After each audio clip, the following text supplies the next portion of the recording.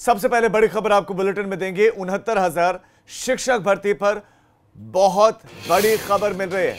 आज या फिर कल चयन सूची आ सकती है। 69,000 शिक्षक भर्ती मामले से जुड़ी हुई अहम जानकारी, आज या फिर कल ये चयन सूची आ सकती है और जल्द जिलेवार आवंटन सूची जारी की जा सकती है। 3 से 6 जून के बीच में जिलों में अभ्यर्थियों की काउंसलिंग होगी। बेसिक शिक्षा परिषद ने सभी बीएसए को निर्देश जारी किए हैं। खबर बड़ी, 69,000 शिक्षक भर्ती मामला। मोहम्मद मोइन हमारे संवाददाता इस खबर पर आपको और ज्यादा जानकारियां देंगे। मोइन, दर्शकों को जानकारी दें जो भी अपडेट्स आपके पास हैं। जी बिल्कुल, उत्तर प्रदेश के प्राइमरी स्कूलों में 69,000 सहायक अध्यापकों की भर्ती होनी है। इसके लिए जो रिजल्ट जारी किया गया था, उस क्वालिफाइंग एग्जाम हुआ था, उसमें 1,36,621 अभ्यर्थियों ने जो है वो अपना एनरोलमेंट कराया था। तो साफ तौर पे कहा जा सकता है कि तकरीबन एक सीट पर 2 दावेदार हैं। अब वो डिस्ट्रिक्ट वाइज जो है वो सूची जारी की जानी है और उम्मीद ये है कि आज रात तक या कल सुबह तक ये सूची जारी हो जाएगी और अगले 3-4 दिन में काउंसलिंग शुरू हो जाएगी। तो कल इलाहाबाद हाई कोर्ट से हमने देखा था कि इलाहाबाद हाई कोर्ट ने इसमें कोई इंटरिम स्टे नहीं किया था, यानी हरी झंडी दे दी थी और ये एक तरीके से उत्तर प्रदेश सरकार का जो फैसला था, जो सिलेक्शन था जो है, उस पर मुहर लगा दी थी फौरी तौर पर। तो कहा जा सकता है कि ये जो चयन प्रक्रिया है वो लगातार जारी है और तेजी पकड़ रही है। आज रात तक सूची जारी होने की उम्मीद है और अगले 3-4 दिनों में काउंसलिंग भी शुरू हो जाएगी। तो अभ्यर्थियों के लिए, खासकर कोरोना काल में जो नौकरी के लिए परेशान है अभ्यर्थी, उनके लिए एक बड़ी राहत की बात है। जी मोइन, आपका इस तमाम जानकारी के लिए धन्यवाद।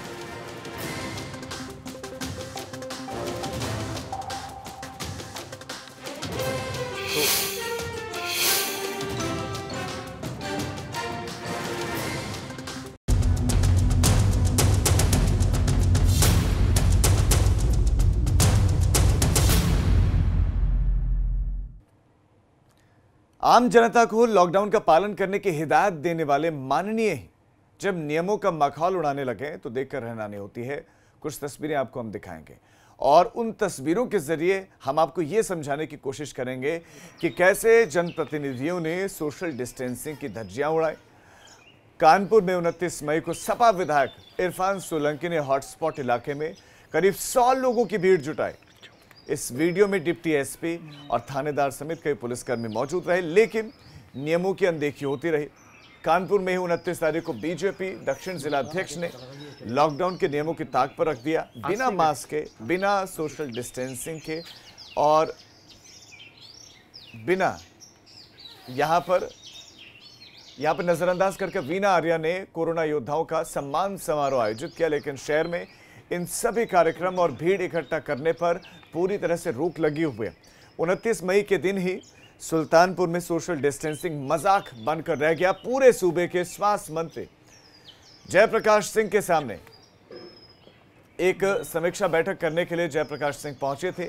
मीटिंग लेने के बाद जब मंत्री जी बाहर निकले तो अधिकारियों से लेकर बीजेपी के नेता सोशल डिस्टेंसिंग की जमकर धज्जियां उड़ाते हुए नजर आए। तो 30 मई को कौशाम्बी में सांसद और राष्ट्रीय अनुसूचित जाति मोर्चा के राष्ट्रीय अध्यक्ष विनोद सोनकर ने सोशल डिस्टेंसिंग की जमकर धज्जियां उड़ाई। कुछ तस्वीरें भी है जो खबर हम आपको दे रहे हैं, साथ साथ तस्वीरें भी। सांसद कौशाम्बी और प्रयागराज बॉर्डर पर मोदी किचन समापन कार्यक्रम में वो पहुंचे थे, जहां पर सवाल पूछने पर वो ये तक कह गए कि सार्वजनिक कार्यक्रमों में सोशल डिस्टेंसिंग का ध्यान नहीं दिया जाता।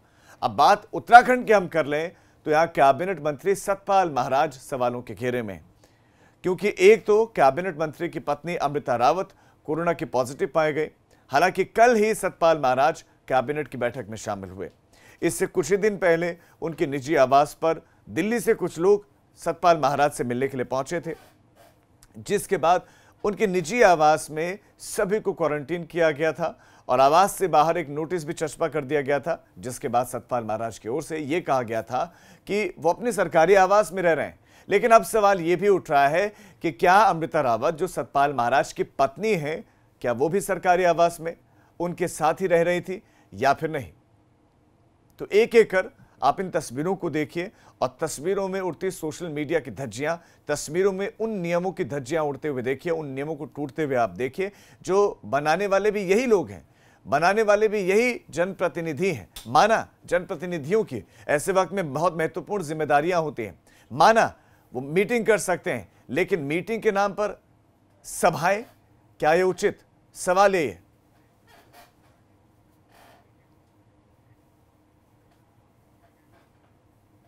तो जहां जहां इन माननीयों ने मनमानी की है, वहां से हमारे संवाददाता आपको बताएंगे कि कैसे लॉकडाउन में ये नियमों के धज्जियां उड़ाते दिखे, मनमानी करते हुए नजर आए। हमारे संवाददाता आपको टीवी स्क्रीन पर देखेंगे। सबसे पहले देहरादून विनोद के पास हम जाएंगे, जहां पर मंत्री जी की लापरवाही भारी पड़ी है और सबसे ज्यादा मुश्किलें खड़ी कर सकते हैं।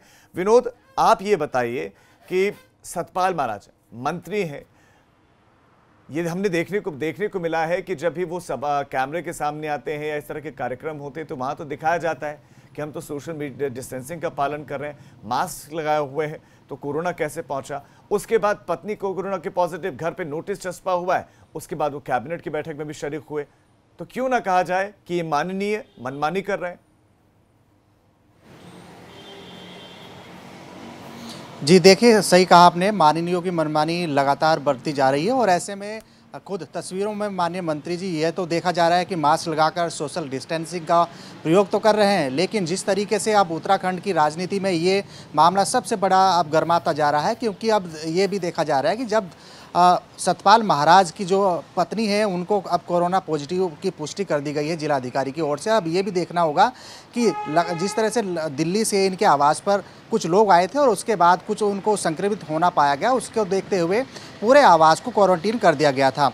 ऐसे में सतपाल महाराज की पत्नी को कुछ सिम्टम्स हुए और उन्होंने एक निजी लैब में अपना टेस्ट कराया तो तुरंत उस रिपोर्ट आई और वो पॉजिटिव पाया गया। और ऐसे में ये भी माना जा रहा है कि जिस तरह से अब एक परिवार जहाँ पर रहता है, पति पत्नी हो, खान पान एक रहता है, परिवार में रहन सहन होता है, तो लिहाजा पूरी तरीके से अब ये भी संदेह जरूर बन रहा है कि सतपाल महाराज भी इस संक्रमित के उसमें दायरे में आ सकते हैं। लेकिन अगर इससे हटकर बात करें, जिस तरह से पूर्व में अभी 2 दिन पहले कैबिनेट बैठक की गई थी, माननीय मंत्री यानी सतपाल महाराज जो पर्यटन मंत्री है, कैबिनेट मंत्री है उत्तराखंड सरकार में, वो कैबिनेट बैठक में हिस्सा उन्होंने लिया। उस बैठक में तमाम मंत्री थे, वरिष्ठ मंत्री थे, खासकर मुख्यमंत्री त्रिवेंद्र सिंह रावत इस बैठक में मौजूद थे और उनकी अध्यक्षता में ये बैठक की गई। लेकिन अब बड़ा सवाल ये है कि जिस तरह से पूरे घर को क्वारंटीन कर दिया गया था, तमाम जितने भी लोग थे आने और तमाम कार्य करने वाले जितने भी इनके लोग थे उनको भी पूरी तरह से क्वारंटीन कर दिया गया है।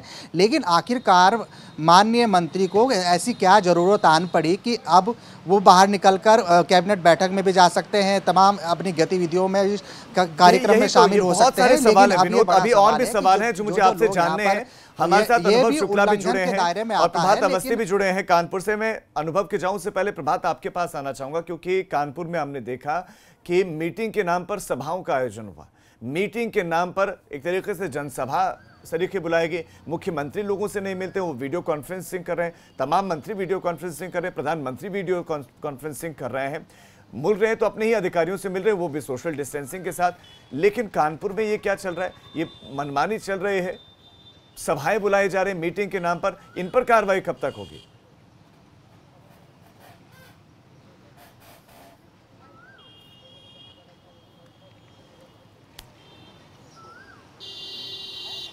प्रभात, मेरी आवाज मिल रही है आपको?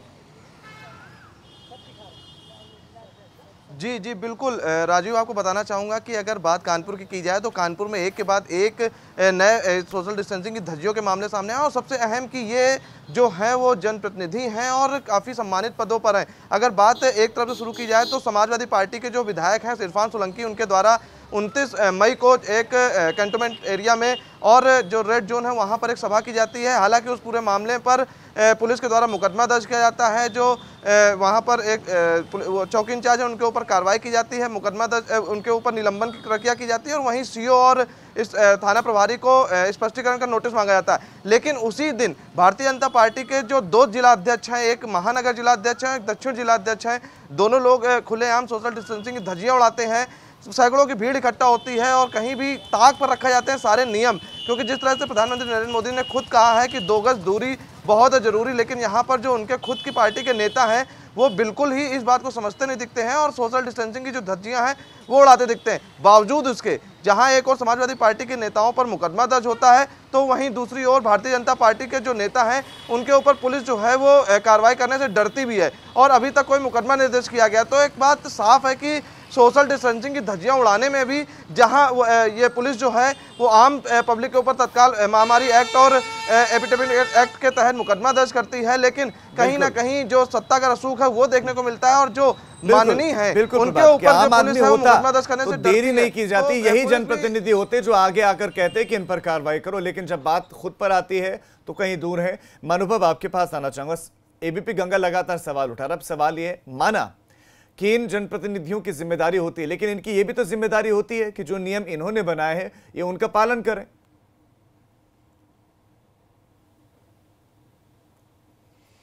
देखिए बिल्कुल राजीव, जिन माननीयों पर सोशल डिस्टेंसिंग को फॉलो करने और कराने की जिम्मेदारी है वो सोशल वर्क करने के चक्कर में सोशल डिस्टेंसिंग की ही धज्जियां उड़ा रहे हैं। 5 तस्वीरें आपने दिखाई हैं, लेकिन मुझे संभल की एक तस्वीर याद आ रही है। समाजवादी पार्टी के विधायक थे और कैसे वो वहाँ पर कुछ सामान, राहत सामग्री बांट रहे थे और पूरी भीड़ टूट गई थी।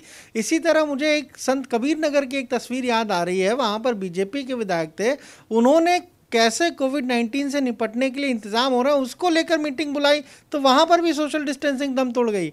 आजमगढ़ की एक तस्वीर याद आ रही है। तो चाहे वो सत्ता पक्ष के लोग हों या फिर विपक्ष के विधायक हों, वो सब कहीं ना कहीं ये दिखाने के लिए कि वो कितना समाज के लिए काम कर रहे हैं, ये बताने के लिए सोशल डिस्टेंसिंग के नियमों की धज्जियां उड़ाते दिखे। अब जय प्रताप सिंह मिनिस्टर हैं, वो गए दौरे पर, तो देखिए किस तरह से भीड़ आ गई। जाहिर सी बात है कि जब मिनिस्टर जा रहा है दौरे पर तो बहुत कम जो अपने स्टाफ है उसको लेकर जाए और अधिकारियों को साफ तौर पर ये निर्देश दिया जाए कि कोई भी भीड़ ना जुटने पाए। पार्टी को भी यहाँ पर आगे आना चाहिए और ये अपने कार्यकर्ताओं को कहना चाहिए कि इस कोरोना संक्रमण काल में अगर किसी का दौरा हो रहा तो ज़्यादा कार्यकर्ता ना जाएं, ज़्यादा भीड़ ना जुटे। इसी तरह जो दूसरी पार्टियां हैं उन्हें भी इस बात का ख्याल रखना चाहिए। देखिए ठीक है कि आप समाज सेवा कर रहे हैं, जो जिनके पास खाने को नहीं है, राशन नहीं है, आप उनको राशन पहुंचा रहे हैं, पर उसमें भी तो आप 2 गज दूरी का जो नियम है उसको फॉलो कर सकते हैं। यही वजह ये दर्शाता है कि बस कहने के लिए, क्या ये बताना ज्यादा कहने के लिए नेताओं को खुद इंप्लीमेंट नहीं करना है, वो बस कहते हैं, जब खुद पर करने की बात आई तो नहीं करते हैं। मैं विनोद एक बार फिर से आपके पास आना चाहूंगा। इसको रसूख का गलत इस्तेमाल नहीं कहेंगे तो और क्या कहें, क्योंकि हमें उत्तराखंड में एक वो केस भी देखने को मिला था रसूख का गलत इस्तेमाल की, कहाँ गाड़ी कहाँ कर्णप्रयाग तक पहुंच जाती है अमनमणि त्रिपाठी की, और कार्रवाई के नाम पर कुछ ज्यादा होता नहीं है।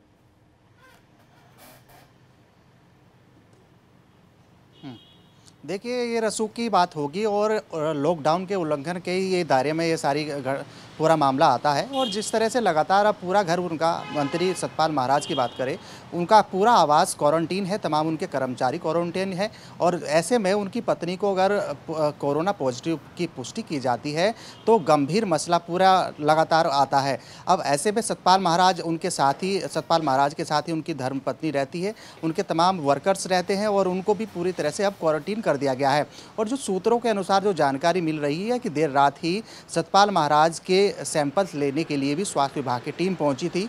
हालांकि अभी कोई जानकारी नहीं मिल पाई कि सैंपल लिया या नहीं लिया गया है, लेकिन इतना ज़रूर है कि जब अगर एक घर में रहते हैं, पति पत्नी साथ रहते हैं, तो तमाम सतपाल महाराज में भी ऐसे संक्रमित होना जरूर पाया जा सकता है। और सबसे अलग हट के बात करें कि जब पूरा आवास आपका क्वारंटीन है तो ऐसे में आप लगातार कैबिनेट बैठक में जा रहे हैं, उनके लिए मुसीबत बन रहे हैं जो दूसरे मंत्री थे, खासकर मुख्यमंत्री त्रिवेंद्र सिंह रावत की अध्यक्षता में जो बैठक हो रही थी।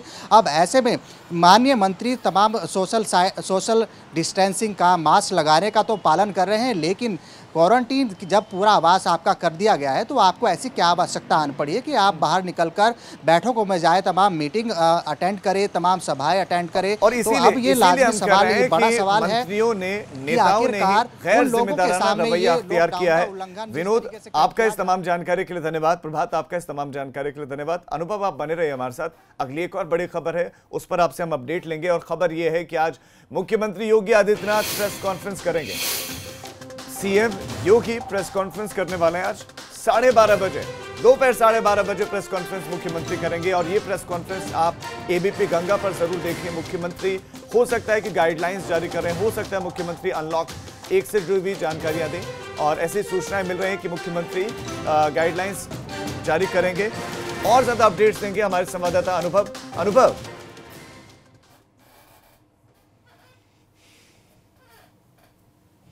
बिल्कुल राजीव, देखिए दोपहर 12:30 बजे का ये वक्त रखा गया और एक वेबिनार है, उसमें मुख्यमंत्री शामिल होंगे। वो पहले जो प्रदेश की स्थिति है, कोरोना को लेकर क्या कदम उठाया जा रहा है, उस पर बताएंगे कि सरकार ने अब तक क्या कुछ कदम उठाए हैं, प्रभावी कदम, कैसे कोविड-19 को रोकने के लिए यूपी सरकार लगातार काम कर रही है। और उसके बाद एक सेशन रखा गया है, क्वेश्चन आंसर सेशन होंगे। उसमें तमाम जो मीडिया हाउसेस के जो जर्नलिस्ट हैं वो शामिल होंगे और वो सवाल पूछेंगे। 12:30 बजे जूम ऐप के जरिए ये जो प्रेस कॉन्फ्रेंस है ये होगी। और ये बिल्कुल आपने जो बात कही कि हो सकता है कि इसी प्रेस कॉन्फ्रेंस में उत्तर प्रदेश में क्या गाइडलाइन रहेगी अनलॉक 1 को लेकर, उस पर मुख्यमंत्री ज़रूर कोई ना कोई बात करेंगे, या फिर वो कुछ जो है कई और चीज़ों की भी जो घोषणा है वो हो सकती है। तो काफ़ी महत्वपूर्ण है, क्योंकि कल केंद्र सरकार ने तो अनलॉक 1 को लेकर अपनी जो गाइडलाइन है वो जारी कर दी है। अभी उत्तर प्रदेश सरकार की तरफ से उसको लेते हुए, उन सारी चीज़ों को एक साथ करते हुए अभी कोई गाइडलाइन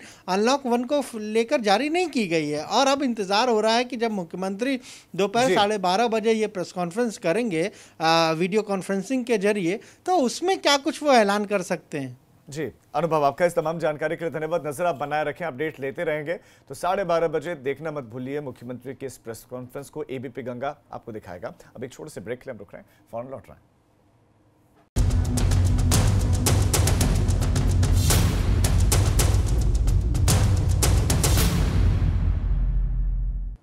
ब्रेक के बाद आप सभी का स्वागत है। एक तरफ माननीय है कि लॉकडाउन को सीरियसली नहीं ले रहे हैं, खुद अपने लिए तो छोड़ो दूसरों के लिए भी मुश्किलें खड़ी कर रहे हैं। वहीं अब रात इस बात की है कि लॉकडाउन के बजाय 1 जून से अनलॉक 1 का ऐलान कर दिया गया है और 8 जून के बाद अब देश भी अनलॉक होने लगेगा। धार्मिक स्थल, होटल, रेस्टोरेंट, सैलून समेत कई चीजें धीरे धीरे खुलने लगेंगी। लेकिन यूपी में अनलॉक 1 का असर क्या होगा, क्या कदम योगी सरकार उठाएगी, क्योंकि यूपी के 10 जिले अभी ऐसे हैं जहां आधे से ज्यादा केसेस हैं। उन जिलों में छूट मिल पाएगी या फिर नहीं, और प्रवासियों का लौटना भी एक बड़ी चुनौती बना है। हालांकि ज्यादातर राज्यों की तुलना में यूपी में हालात कंट्रोल्ड हैं, काबू में हैं। और हमारे साथ हमारे संवाददाता अलग अलग जगहों से जुड़ गए हैं। बलराम पांडे हमारे साथ नोएडा से जुड़े हैं, प्रभात अवस्थी हमारे साथ कानपुर से जुड़े हैं, तो नीतीश पांडे हमारे साथ वाराणसी से जुड़े हैं। प्रभात, सबसे पहले मैं आपके पास आना चाहूंगा क्योंकि कानपुर भी वो जगह है जहां से बहुत सारे केसेस आए। सबसे ज्यादा संक्रमित जिलों में से एक कानपुर भी है, तो क्या क्या अनलॉक हो सकता है अनलॉक 1 में कानपुर में?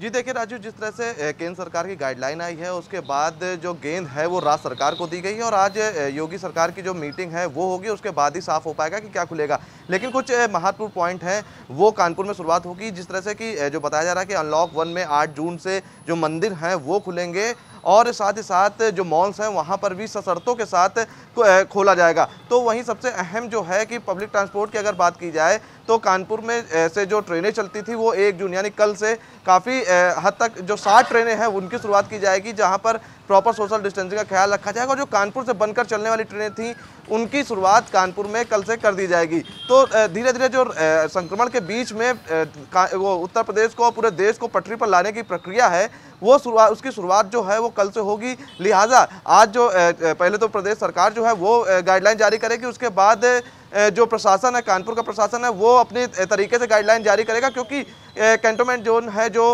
रेड जोन है, बफर जोन है, इनकी चिन्हित करने का जो काम है वो जिलाधिकारी का होगा और जिलाधिकारी पर पूरा पावर होगी कि वो किस तरह से अपने शहर को छूट देगा और किस तरह से कानपुर में हो सकता है। जरा नोएडा का भी हाल ले लेते हैं। बलराम, नोएडा में क्या कुछ खुल सकता है, क्योंकि नोएडा में कई तरह की पाबंदियां भी हैं अभी तक, वहां पर दिल्ली से भी एंट्री पर रोक लगाई गई थी और तरह की पाबंदियां थी, तो इस पर तो इसको तो हटा दिया गया, अब सीमाएं तो सील नहीं रहेंगी, लेकिन इसी तरह और क्या क्या अनलॉक हो सकता है नोएडा में? देखिए राजीव, अगर हम लॉकडाउन 5.0 की बात करें तो इसमें 30 जून तक जो कंटोनमेंट जोन है उनमें कोई छूट ना देने की बात कही गई है। साथ ही ये भी कहा गया है कि 8 जून से कुछ रियायतें दी जाएंगी, जैसे मंदिर, मस्जिद, गुरुद्वारे जो हैं उनको खोलने की बात कही जा रही है। साथ में जो मॉल्स हैं उनको सशर्त खोलने की बात कही जा रही है। इसके अलावा अगर बात की जाए तो अब देश लॉक से अनलॉक की तरफ बढ़ रहा है, क्योंकि 3 चरणों में छूट देने की बात कही गई है। पहले चरण में जो मंदिर, मस्जिद, गुरुद्वारे हैं, जो मॉल्स हैं, उनको खोलने की बात की गई है।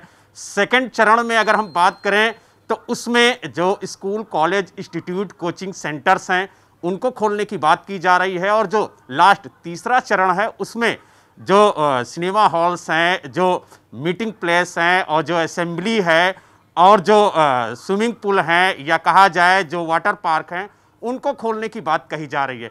तो कहीं ना कहीं जो सरकार की कवायद है कि जान और जहान दोनों को अब पटरी पे लाया जाए, और प्रधानमंत्री स्वयं कह चुके हैं राजीव कि देश को इस महामारी के साथ चलना होगा और आत्मनिर्भर होना होगा। लेकिन एक सबसे बड़ा सवाल यह है कि जो कंटोनमेंट जोन है वहां 30 जून तक छूट नहीं मिलेगी, लेकिन नोएडा और गाजियाबाद जो आसपास के जिले हैं, कंटोनमेंट जोन में कई फैक्ट्रियां हैं, कई उद्योग हैं, उनको लेकर के व्यापारी क्या सोचते हैं और इस छूट को किस नजर से व्यापारी देख रहे हैं, इसी से बात करने के लिए हमारे साथ जो उद्योगपति हैं, एनईए के प्रेसिडेंट विपिन मल्हन जी हैं। विपिन जी, ये बताइए कि इस छूट को किस नजर से आप लोग देखते हैं और जो कंटोनमेंट जोन में उद्योग लगे हुए हैं उनको लेकर के क्या कहेंगे? देखिए, पहले तो लॉकडाउन 5 जो आया है उसमें हमें ये दिख रहा है कि पूरा भारतवर्ष पूरा खोल दिया गया है। कंटोनमेंट जोन को एक पार्ट उन्होंने रखा है और कंटोनमेंट जोन को भी निर्धारित करने का राज्य सरकार को और लोकल डिस्ट्रिक्ट एडमिनिस्ट्रेशन को पावर दी गई है कि उन्होंने तय करना है कि कंटेनमेंट जोन कौन सा है, कौन सा नहीं है। जैसा प्रधानमंत्री जी ने कहा है कि आत्मनिर्भर हमने बनना है, कोरोना के साथ हमने जीना है, पर 2 गज की दूरी भी हमने उसके साथ रखनी है। ठीक है, यानी कि बहुत अपेक्षाएं व्यापारियों को भी है कि अनलॉक जब सारी चीजें हो रही हैं तो उनके बिजनेसेस भी अनलॉक हो, हालांकि काफी कुछ रियायतें पहले से भी मिली हुई हैं। मैं जॉब बहुत जल्दी से नीतीश अब आपके पास आना चाहता हूं कि वाराणसी में क्या अनलॉक हो सकता है, बताइए। राजीव, अभी तक जो पुरातन व्यवस्था है वो तो जारी रहेगी। जब नई गाइडलाइन यूपी सरकार की यहाँ के प्रशासनिक अमले को मिलेगी तो वो सारी व्यवस्थाएं सामने आएंगी, लेकिन धार्मिक नगरी है और जिस तरह से 8 जून से धार्मिक स्थलों के पूरी तरह से कहे कि खुले जाने की बात है कि धार्मिक स्थल सुरक्षा के मानकों का ध्यान रखते हुए धार्मिक स्थलों को खोला जाएगा, तो ऐसी स्थिति में कहीं ना कहीं धर्म से जुड़े हुए लोगों को राहत महसूस हो रही है। हम इस वक्त छत्ता द्वार पर मौजूद हैं, बाबा विश्वनाथ का विश्व प्रसिद्ध मंदिर है, और आप पीछे देख सकते हैं तकरीबन 2 महीने से ज़्यादा का वक्त हो गया और यहाँ पे मंदिर में श्रद्धालुओं का आगमन और श्रद्धालुओं के दर्शन पूरी तरह से प्रतिबंधित थे। लेकिन अब यहाँ पर जैसे ही 8 तारीख से बात हो रही है कि 8 तारीख से अब यहाँ पर जो श्रद्धालु हैं वो सुरक्षा के मानकों का ध्यान में रखते हुए यहाँ पर आएंगे, तो ऐसी स्थिति में अब प्रशासनिक तौर पर मीटिंगों का दौर शुरू हो गया है। लगभग 11 बजे से 12 बजे के बीच में सारे प्रशासनिक अधिकारियों की, मंदिर के अधिकारियों की बैठक होनी है और उसमें ये तय किए जाएंगे कि किस तरह से व्यवस्था की जाए ताकि सुरक्षा का ध्यान रखते हुए किस तरह से मार्किंग की जाए मंदिर में ताकि सोशल डिस्टेंस कहीं से यहाँ से डिस्टर्ब ना हो। जो भी यात्री शुरू कर दी है, बाबा का दर्शन करने के लिए आपका नीतीश, प्रभात आपका और बलराम आपका इस तमाम जानकारी के लिए धन्यवाद। तो विस्तृत गाइडलाइंस भी जारी की जाएंगी। विस्तृत गाइडलाइंस आज मुख्यमंत्री योगी आदित्यनाथ प्रेस कॉन्फ्रेंस में जारी कर सकते हैं और इस प्रेस कॉन्फ्रेंस पर एबीपी गंगा की नजर बनी हुई है। इस बुलेटिन में फिलहाल इतना ही।